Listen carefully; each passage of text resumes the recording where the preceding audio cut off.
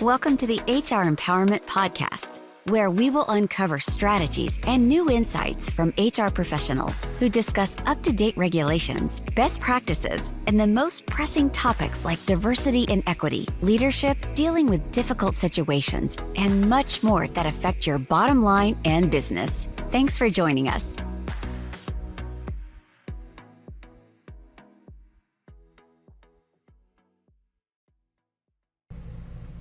Wendy Sellers here, the HR lady. Welcome back to our final session of this 5-podcast series on disabilities in the workplace and uncovering the facts about employees and candidates with disabilities. Let's hear from Jeff regarding disability and inclusion practices, and of course we will discuss more on giving away some free resources that are already provided through your tax dollars. You know, while we're talking about disability and inclusion practices, let's continue with that for a brief heartbeat here. And Jeff, I got a question for you. Monthly lunch and learns. Everyone loves them and everyone hates them. Those brown bag opportunities to get your employees together, the gatherings where your employees could gain that knowledge and education. You could help sustain disability inclusion momentum through lunch and learns. You could schedule a date, a place, enlist internal or external presenters, invite or like Jeff, you could contact Jeff, have him down, invite employees to learn about disability related topics. Let it be from communicating with job seekers with disabilities to creating accessible PDF documents or managing diabetes at work or more, right? Have you ever employed firm lunch and learn type practices or heard about other employers moving forward with the thought of disability inclusion practices like trainings at work? I am actively involved in a D&I seminar, diversity and inclusion seminar, where I get invited to the seminar for 30 minutes and I talk about my life just to get that. It's like taking the curriculum. You got the curriculum, and I got the life experience. If we put them together, it's like two negatives equal a positive. Because we're kind of what I wanted to say is, this doesn't fall on HR. It doesn't fall on corporate America. It doesn't fall on people with disability. This is something we all have to own our roles. And why are we in the library talking about my disability? What is so wrong with that? It's kind of what makes me, it's why part of the reason why my future wife loves me. I am proud of who I am. Now, do I want to shout it from the rooftop?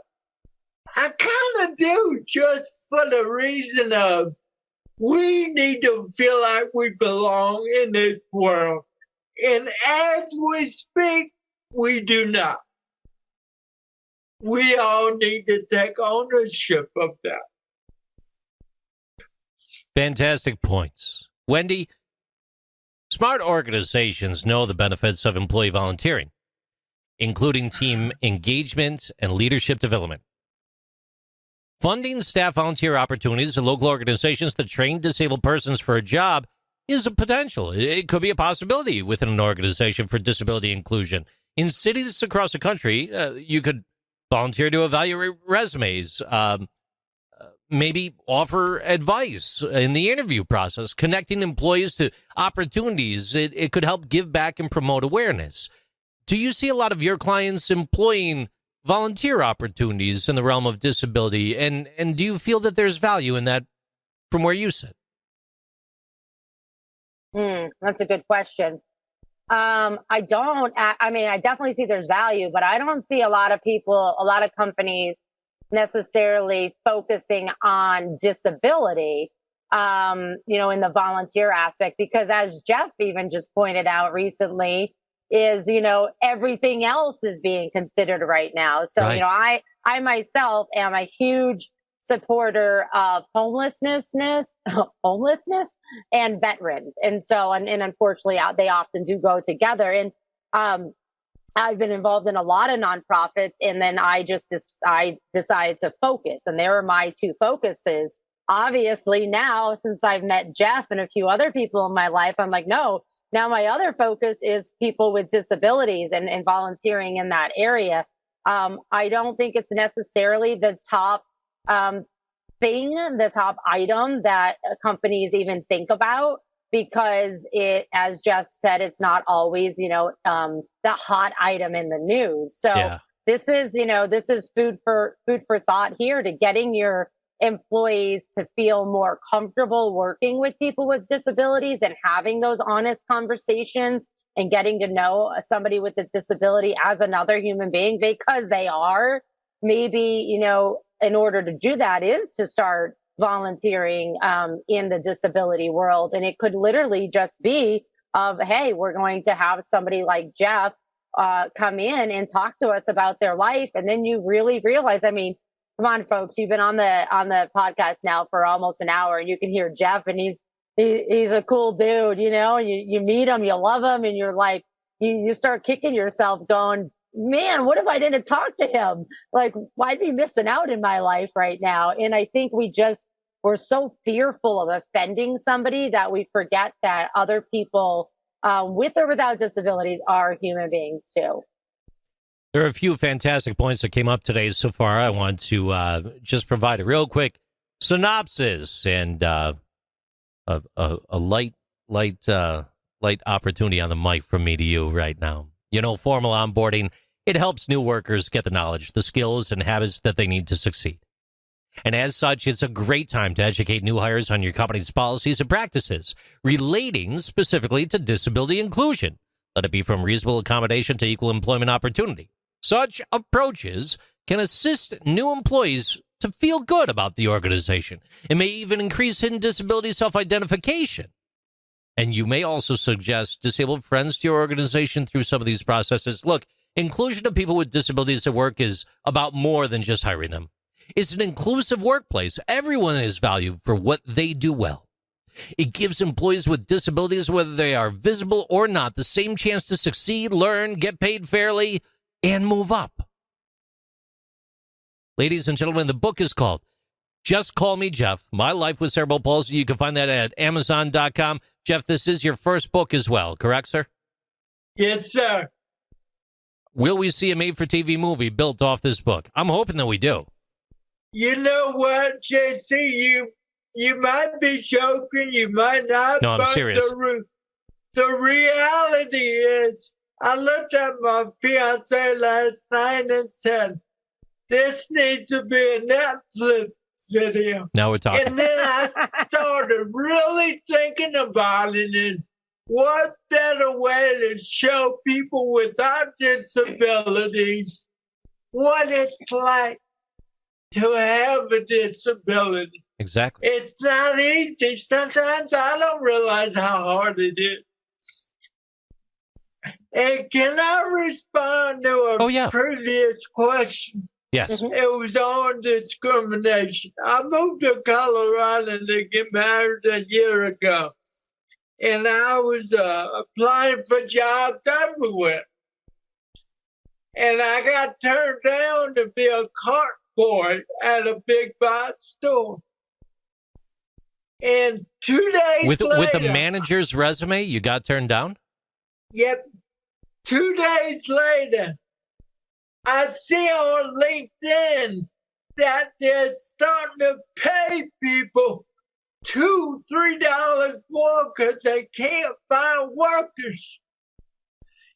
And shame on me for not taking that to another level. You taught me that should have been taken to another level. So those are the kind of situations that are happening today. And why? And that's why we're here. Another thing I want to stress is and I want to take this further down the road. It's not on y'all.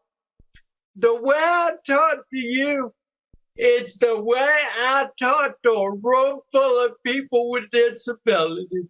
I'll give you an example. About 5 years ago, I had somebody with autism call me. And they said, Jeff, I want to go to work. I want to do what you do. So I said, so what have you done? So I can know where to begin. They looked at me like a deer in headlights.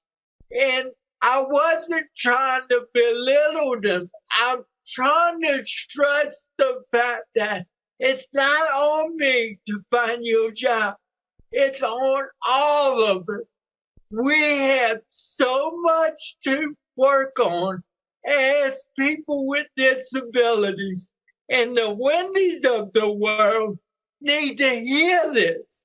Because sometimes I feel like corporate America, they feel like it's all on them. And I'm here to say we need to be visible. Do we need to travel the world and write books? No, we don't. But we need to be taking walks. We need to be going to dinner. We need to be a part of society. And that, my friends, that's on us. Well said. Well said. Very well said. You know, an interesting fact for you real quick, too, is, and this comes from archivespmr.org, that more than half of, they surveyed 80 young adults over the age of 18 years old and more that had cerebral palsy. And more than half of the group was unemployed, and only 19% were in competitive employment, and 3 of those were described as self-supporting. Yeah. And I gotta ask you this.